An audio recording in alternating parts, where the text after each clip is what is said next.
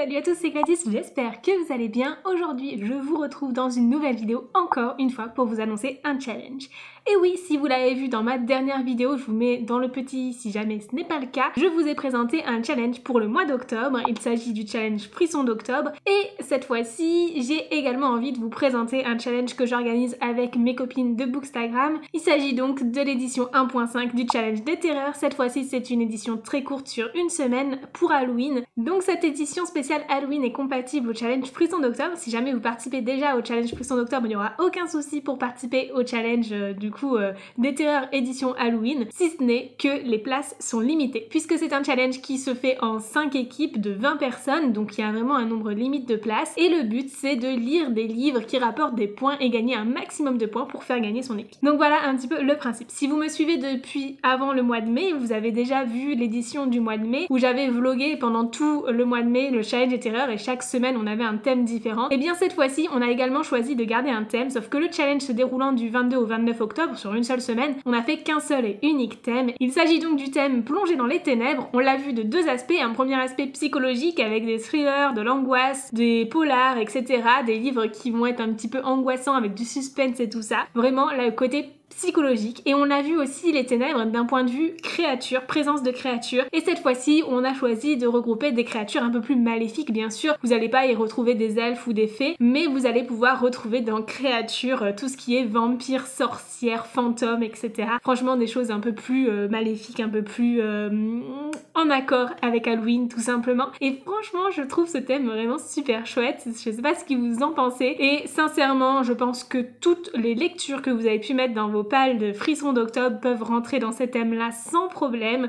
Et je suis trop contente du coup que ces deux challenges soient compatibles l'un et l'autre. Ensuite, je vous ai parlé de rapporter des points en lisant des livres, et donc pour gagner des points en lisant des livres, il y a plusieurs manières de le faire. La première manière, c'est de lire des livres tout simplement. À partir du moment où le roman fait plus de 100 pages, vous allez gagner des points, et toutes les 100 pages, vous allez pouvoir gagner des points supplémentaires. Donc on a considéré que c'était 10 points par 100 pages, et on a mis à part les BD, les mangas et les pièces de théâtre qui sont un petit peu plus courts et du coup qui rapportent un petit peu moins de points, puisque les BD et les mangas, il faudra compter 5 points, et pour une pièce de théâtre, qu'importe sa longueur, ce sera 10 points. Ensuite, la deuxième manière de gagner des points, c'est de lire cette fois-ci des livres, oui, mais pas seulement des livres qui rentrent dans le thème, mais des livres qui en plus ont des points bonus. Donc des points bonus, il y en a plusieurs. Vous pouvez gagner des bonus en lisant des livres qui sont conseillés, recommandés, puisqu'on vous fait des recommandations, je vais en parler juste après dans la vidéo. Donc déjà, lire des livres recommandés, ça vous rapportera 20 points en plus. Ensuite, vous pouvez lire des livres en langue étrangère, c'est quelque chose qu'on apprécie toujours, mais qui est toujours un petit peu plus complexe que de lire en français. Déjà, les livres sont en général plus courts, donc vous allez avoir un peu moins de nombre de pages à lire, donc moins de points pour le nombre de pages,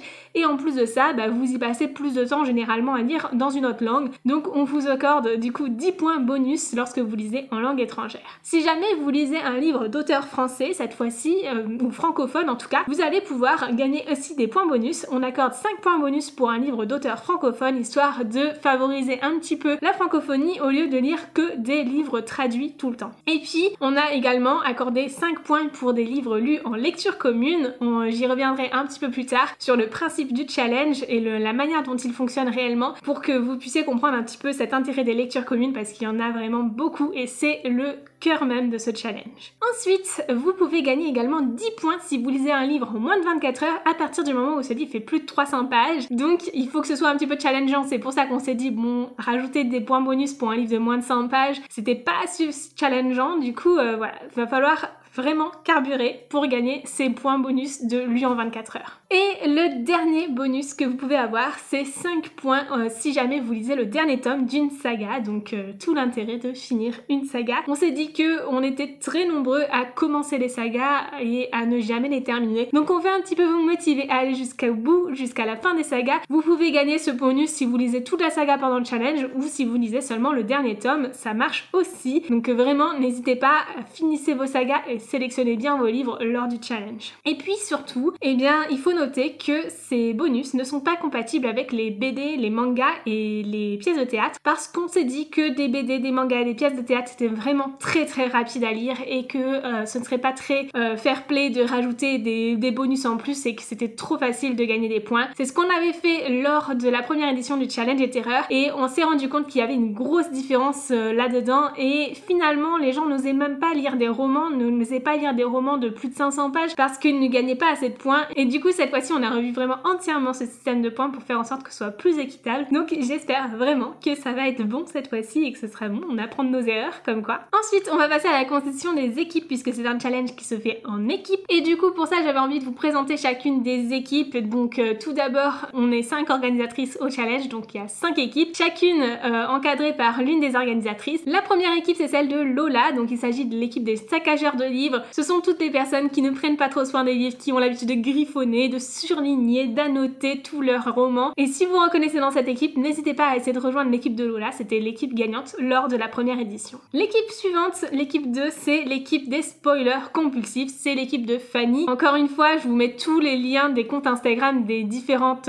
organisatrices du challenge dans la description bien évidemment. Et dans cette équipe, on va y retrouver toutes les personnes qui n'arrivent pas à s'empêcher de se faire spoiler lorsqu'ils lisent un livre, les personnes qui vont commencer un livre en lisant la dernière phrase ou la dernière page, les personnes qui vont regarder tout plein de fanart alors même qu'ils n'ont pas fini leur roman et se faire spoiler sur certaines choses de l'histoire. Bref, l'équipe des spoilers compulsifs, c'est l'équipe de Fanny et si vous reconnaissez dedans, encore une fois, n'hésitez pas à aller rejoindre cette équipe si jamais il reste de la place. Pour les inscriptions, je vous en parle tout à la fin, mais on y reviendra bien sûr, je vous expliquerai comment faire pour s'inscrire à ce challenge, bien évidemment. L'équipe 3, c'est la mienne. C'est l'équipe des collectionneurs excessifs. Je pense que vous le voyez avec la bibliothèque que j'ai derrière moi, ce sont les gens qui accordent beaucoup d'importance à l'aspect des livres, qui n'hésitent pas à acheter plusieurs éditions d'un même roman ou à acheter des éditions collector, limitées, etc. Ça me caractérise un petit peu trop bien malheureusement et je suis le genre de personne qui craque toujours pour des jolies éditions. Je suis le genre de personne qui craque toujours pour tout ce qui brille et dès qu'il y a de la dorure sur un livre, je craque. Donc en plus de ça, s'il est en format relié, mais on me perd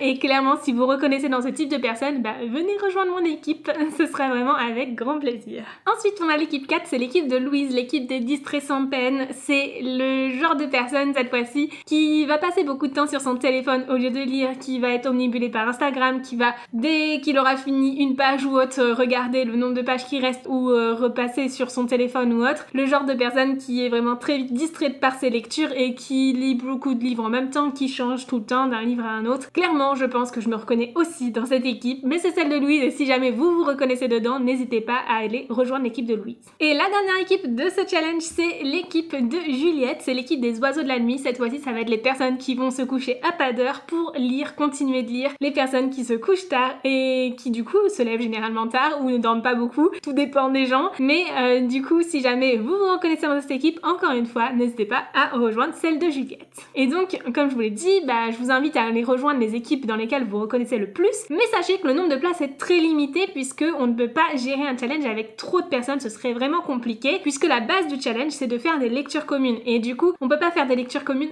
trop nombreux, sinon on s'en sortira pas. Il y a 20 places seulement dans chaque équipe, avec les chefs d'équipe ça fait 21 personnes dans chaque équipe, on est 105 en tout à participer au challenge, on s'en sortirait vraiment pas si on faisait des lectures communes plus nombreux que ça. Et du coup, si jamais vous voulez rejoindre une équipe et que celle-ci est complète, on vous redirigera vers une autre si jamais il reste de la place, mais sachez qu'il va falloir être au taquet le jour des inscriptions. Mais avant de passer aux inscriptions, je vais vous parler des recommandations puisque comme je vous ai dit, pour ce challenge, on a des points de recommandation et on a décidé cette fois-ci de vous recommander 3 livres chacune, donc ça fait 15 recommandations pour une seule semaine de challenge. Lors de la première édition, on vous en avait recommandé un par semaine chacune, donc en tout il y avait 20 livres, mais le challenge se déroulait sur 4 semaines. Là, cette fois-ci, on s'est dit 15 en une semaine, ça fait beaucoup, certes, mais vous nous l'avez demandé. La première fois, vous nous avez reproché le fait qu'il n'y avait pas assez de recommandations et que justement, il y avait certaines recommandations soit qui ne vous faisaient pas envie ou alors des recommandations que vous aviez déjà lues. Et bien, cette fois-ci, vous avez vraiment le choix, surtout qu'en plus, on vous a mis certaines sagas. Donc, clairement, vous avez tous les tomes de la saga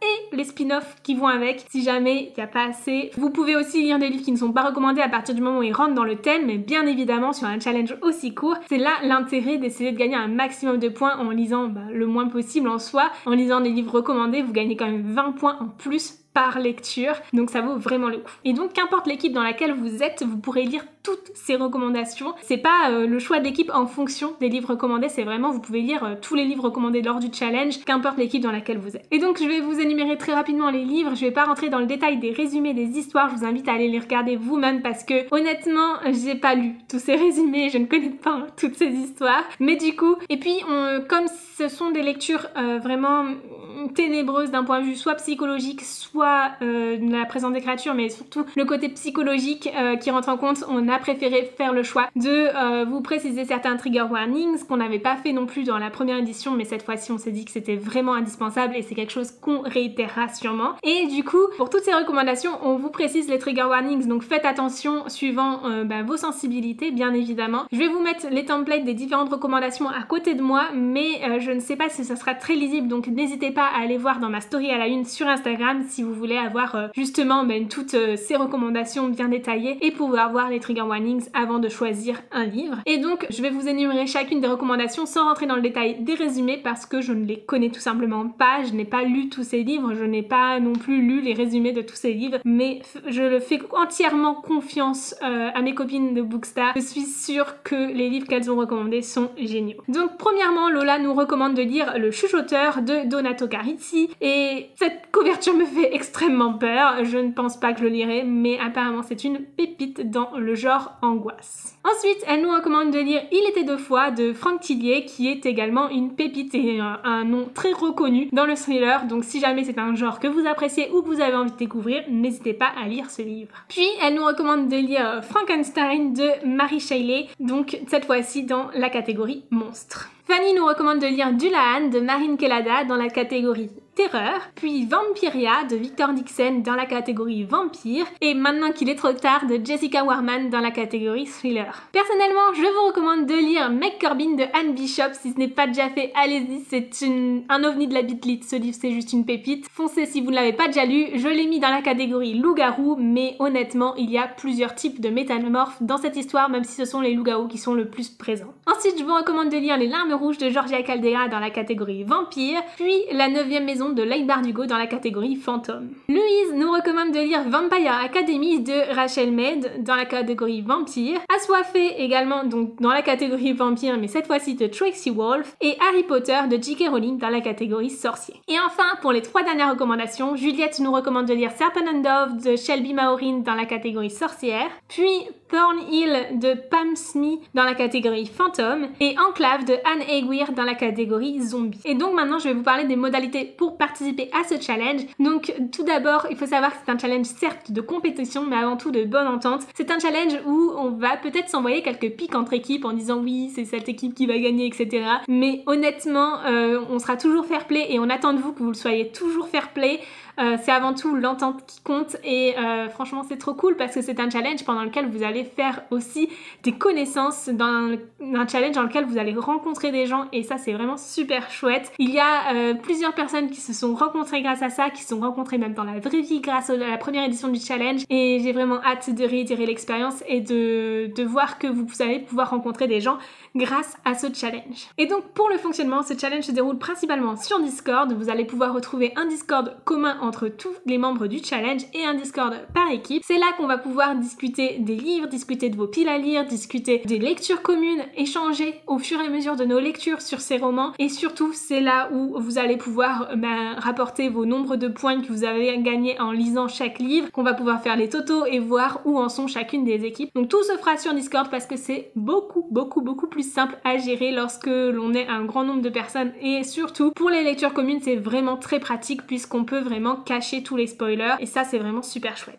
Et pour s'inscrire, puisqu'il y a un nombre de places très limité, il faut venir nous suivre sur Instagram en story demain lundi 20 septembre à 19h. C'est là qu'on va vous proposer la petite boîte à questions pour pouvoir vous inscrire au challenge. On le fait via une boîte à questions parce que comme ça vous pouvez répondre directement à la boîte à questions que vous voulez participer et on a votre ordre d'arrivée et clairement il n'y a pas de doute, on sait qui était là en premier puisqu'on va prendre les 20 premières personnes à s'inscrire. Dans chaque équipe, c'est tout. Et donc on vous attend vraiment présent exactement pile à l'heure à 19h lundi et j'espère sincèrement que ça va vous plaire. Si jamais vous n'avez pas de place pour ce challenge, bah n'hésitez pas à rejoindre le challenge Frisson d'octobre du coup pour pouvoir quand même lire thématiquement dans cette thématique d'Halloween et à vous faire un petit marathon de lecture vous-même de votre côté pendant cette semaine d'octobre. C'est aussi possible, n'hésitez pas non plus à essayer de lire dans les thématiques bien précises du challenge si jamais vous n'avez pas de place. Ce serait vraiment dommage, mais je sais très bien qu'il n'y aura pas de la place pour tout le monde et je suis vraiment désolée, mais on peut pas gérer plus de personnes que ça. Donc si vous voulez vraiment participer à ce challenge, si vous voulez lire à fond, être vraiment dans la compétition, lire un maximum, si c'est vraiment quelque chose qui vous fait envie, bah venez. Mais si jamais vous vous sentez pas capable de lire plus de 4 livres dans la semaine ou ce genre de choses, n'hésitez pas à laisser votre place non plus à quelqu'un d'autre et à lire seulement thématiquement mais hors du challenge. Je suis vraiment désolée pour vous, mais on préfère avoir des personnes qui sont vraiment investies à 200% parce que je sais très bien que certains d'entre vous n'ont pas envie de lire comme ça, n'ont pas envie d'avoir cette pression-là dans leur lecture et je comprends totalement. Je sais très bien aussi que certains d'entre vous auront des examens à préparer ou travailleront beaucoup et ne pourront pas lire autant à côté de leur travail. Donc ça clairement je le comprends, je le conçois complètement et j'ai pas envie que vous soyez frustrés d'être dans une équipe et d'avoir de la pression derrière sans pouvoir vraiment répondre aux attentes que les autres ont de vous. Il faut savoir quand même que même si ça reste de la bonne entente et même si je m'attendais pas du tout à ça lors de la première édition, ça a été vraiment un truc de fou. Les gens ont lu énormément. Moi-même j'ai lu énormément et beaucoup plus que d'habitude. Je crois que j'ai dû lire un peu plus de 30 livres dans un mois, ce qui est énorme, mais qui était loin d'être autant que certaines personnes. Donc clairement, attendez-vous à devoir lire beaucoup pendant ce challenge. Donc voilà pour ce challenge des terreurs. J'espère sincèrement que cette édition spéciale Halloween va vous plaire et que si vous y participez, vous allez y passer un très bon moment. Franchement, c'est super chouette tout l'échange qu'on a autour du challenge et dans le challenge et toutes ces lectures communes qu'on va faire pour gagner certes des points en plus, mais surtout échanger encore plus et rencontrer d'autres personnes puisque il y a vraiment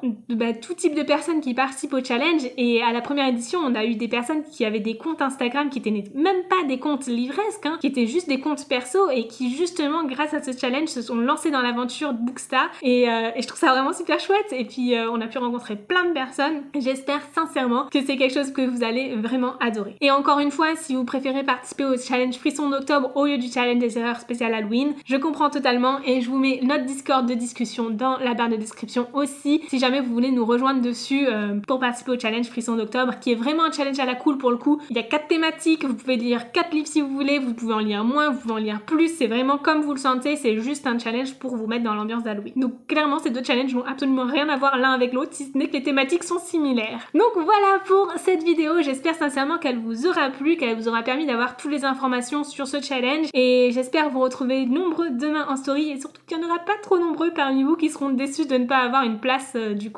dans une équipe. Franchement je serais trop déçue pour vous, mais comme je vous le dis, on peut pas gérer plus de personnes en même temps, ce serait vraiment trop compliqué. Donc voilà, sur ce, je vous fais de gros bisous, je vous souhaite une très belle lecture et je vous dis à très bientôt dans une nouvelle vidéo. Ciao!